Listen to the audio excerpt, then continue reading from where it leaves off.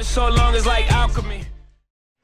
The Spurs without Kawhi Leonard. This time it's a quad injury, but look at Kyle Anderson. Miscommunication, the putback, and it was a bad omen early on. You can see the Spurs with more energy as you see Kyle Anderson, a.k.a. the light-skinned Vince Vaughn, doing work. Has really turned into a nice player for them. Now Za, his first trip back to San Antonio, you notice they run this play very early and often in the start of games. He gets the layup, but the crowd kind of laid off him. I think they understand Bruce Bowen is the OG of that move.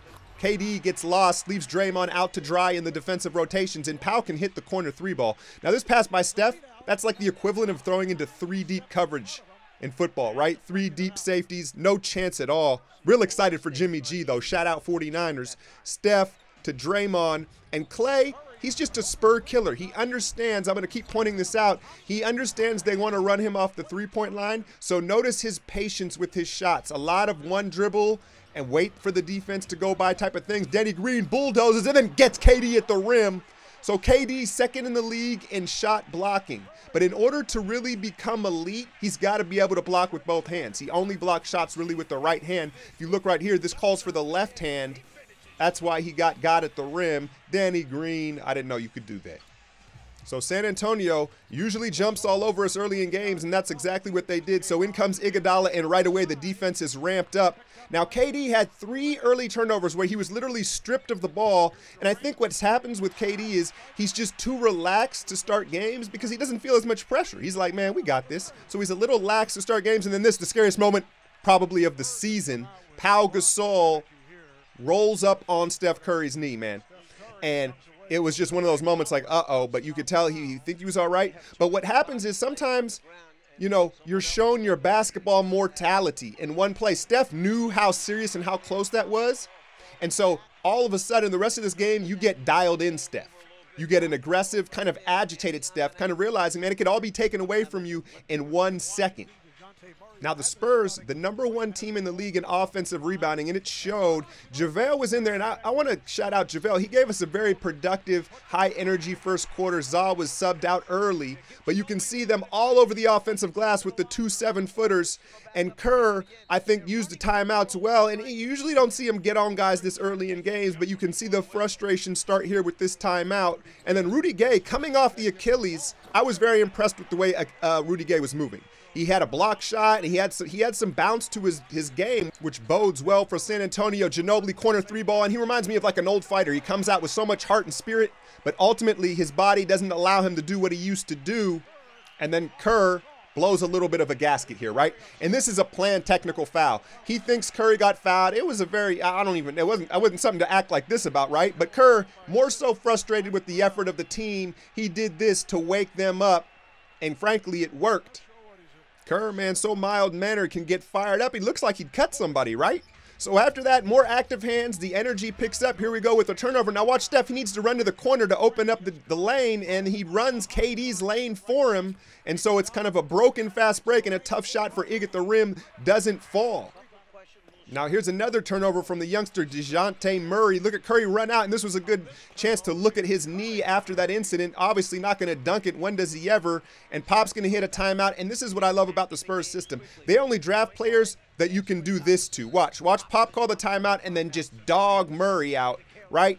And they only take players that are willing to get coached like that. And that's what makes them so unique and disciplined. Steph, though, gets the ultimate shooter's bounce for this 3 with under a minute to go. And these 2 baskets by Steph really might have been the 2 biggest baskets of the game because it was just such a dominant first quarter.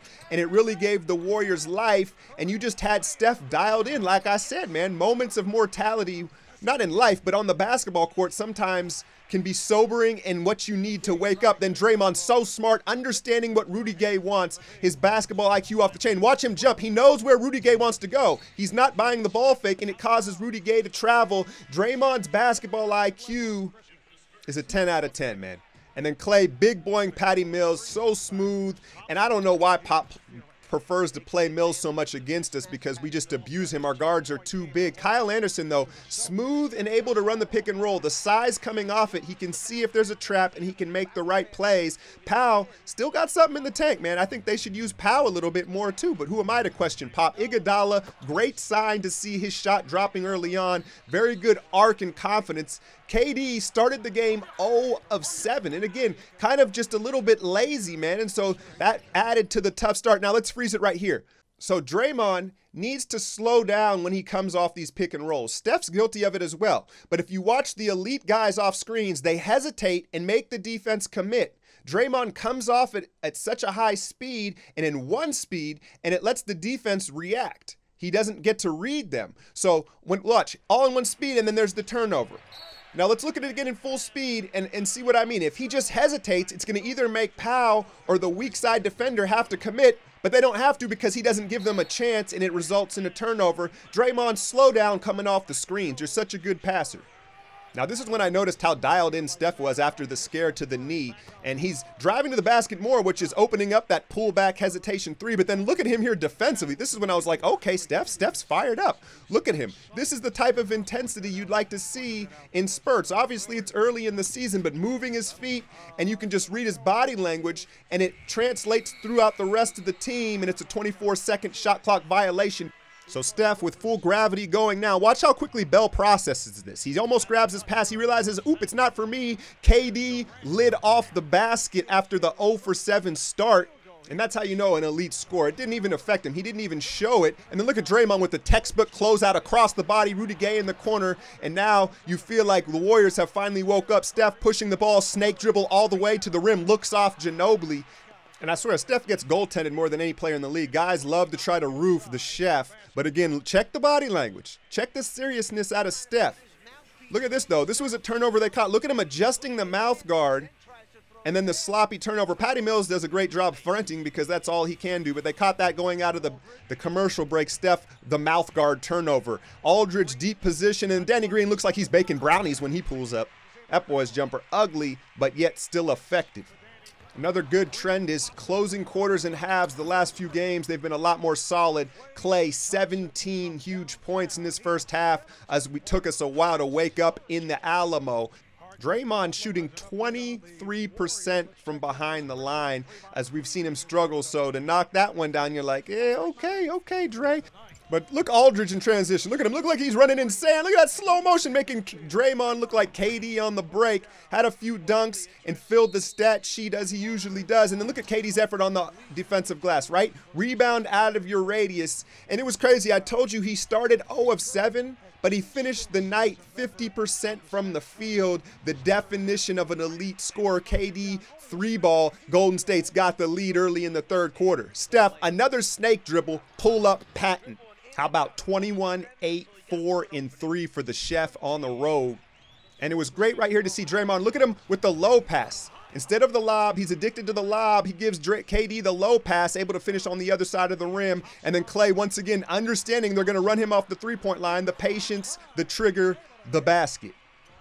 Now here's an example of an outlet that works. Man down, Powell behind him. You've got the numbers. Draymond gets the dunk. It's when they force the outlet passes with all 5 back, it's too risky of a pass in most circumstances. This is when the vice grip became really apparent with the defense. Now KD's size, they switched, they double Aldridge quick, but KD's size doesn't allow Danny Green to make that cross-court pass to the far side. 24-second shot clock violation, and Pop knows what the switch looks like when it's flipped. Now watch Steph. Look at him. Look at Murray behind him. He's sizing him up the whole way to run into him for the 3 free throws. He doesn't get the call, but sneaky Steph with the Chris Paul-like move. And then KD roofs this kid at the rim. He had 3 blocks on the night despite Danny Green getting him early on.